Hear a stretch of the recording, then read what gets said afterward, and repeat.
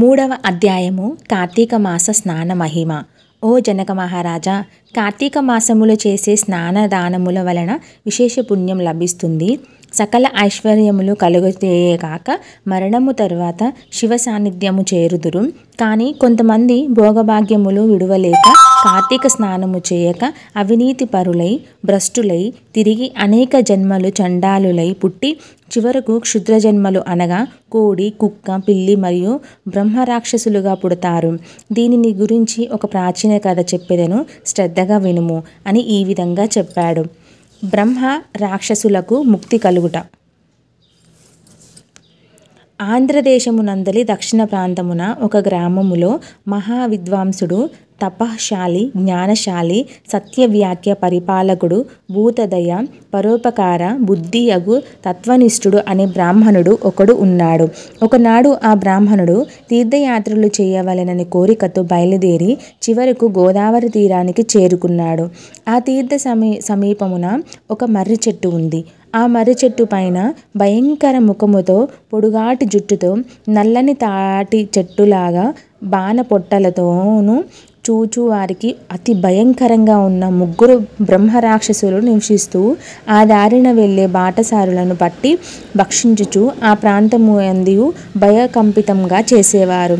తీర్థయాత్రకై బయలుదేరే గోదావరి పుణ్యక్షేత్రమునకు వస్తున్న విప్రుడు ఆ వృక్షము వద్దకు రాగా బ్రహ్మరాక్షసులు క్రిందకు దిగి అతనిని చంపబోవు సమయమున బ్రాహ్మణుడు ఆ భయంకర రూపమును చూచి గజగజ వణుకుతూ ఏమీయు తోచక నారాయణ స్తోత్రం పెద్దగా పఠిస్తూ, ప్రభో, అర్థత్రాణపరాయణ, అనాథ రక్షక, ఆపదలో ఉన్న గజేంద్రుని, మహాసాధ్వి ద్రౌపదిని, బాలుడగు ప్రహ్లాదుని రక్షించిన విధంగానే ఈ పిశాచముల బారి నుండి నన్ను రక్షించు తండ్రి అని వేడుకొనగా ఆ మాటలు విన్న బ్రహ్మరాక్షసులకు జ్ఞానోదయం కలిగి, మహానుభావ, మీ నోటి నుంచి వచ్చిన శ్రీమన్నారాయణ స్తుతి విని మాకు జ్ఞానోదయం కలిగినది. మీ రాక వల్ల మేము ధన్యులమయ్యాము, మమ్ము రక్షింపుమని ప్రాధేయపడ్డారు.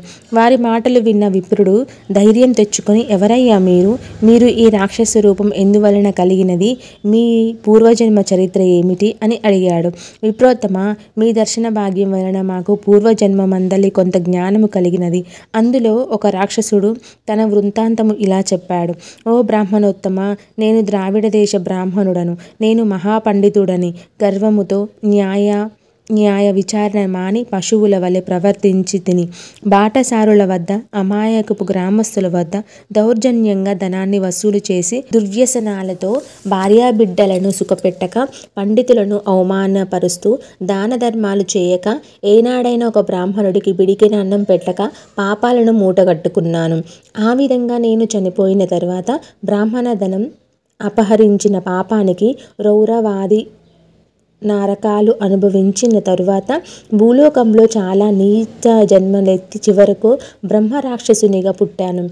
ఆనాటి నుండి నేను ఈ రాక్షస రూపంలో నరభక్షము చేయుచున్నాను. కావున ఓ విప్రోత్తమ, నన్ను ఈ రాక్షస రూపం నుంచి రక్షించవలసినదిగా మొదటి రాక్షసుడు తన వృత్తాంతము చెప్పి వేడుకొన్నాడు. ఇక రెండవ రాక్షసుడు, ఓ బ్రాహ్మణోత్తమ, నేను కూడా పూర్వజన్మలో బ్రాహ్మణుడిని. నేను నీచుల సహవాసము చేసి తల్లిదండ్రులను బాధించి వారికి తిండి పెట్టక మార్చి వారి ఎదుటనే నా భార్య బిడ్డలతో పంచభక్ష పరమాన్నములతో భుజించాను.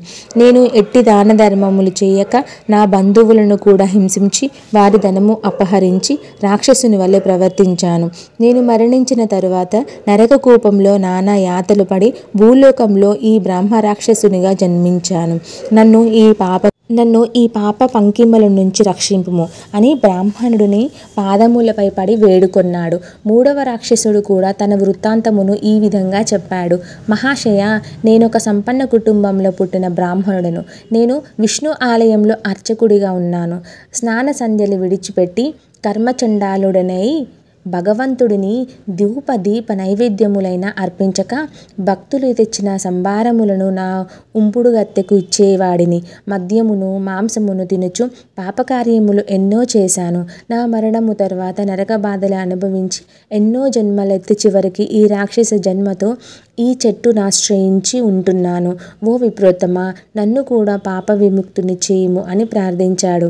ఓ జనక మహారాజా, తపోనిష్ఠుడవు ఆ బ్రాహ్మణుడు 3 పిశాచములు ప్రార్థనలు ఆలకించి వారితో, ఓ బ్రహ్మ రాక్షసులారా, భయపడకండి, మీకు విముక్తిని కలిగించేదను అని వారిని ఓదార్చి తనతో తీసుకొని పోయి ఆ ముగ్గురిని విముక్తి సంకల్పన చెప్పుకొని తానే స్వయముగా గోదావరిలో స్నానము చేసి వారి చేత చేయించి స్నానపుణ్యఫలమును 3 బ్రహ్మ రాక్షసులకు ధారపోయగా వారి రాక్షస రూపములు పోయి దివ్య రూపములు ధరించి వైకుంఠమునకు వెళ్ళారు.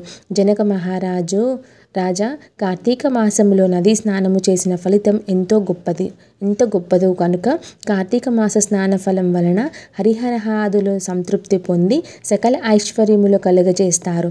కనుక స్త్రీ పురుషులందరూ కూడా కార్తీక మాసంలో పుణ్య నదీ స్నానం తప్పకుండా చేయాలి. స్కాంద పురాణ అంతర్గత వశిష్ఠ ప్రోక్త కార్తీక మహాత్య మండలి 3వ అధ్యాయము 3వ రోజు పారాయణము పూర్తి అయినది.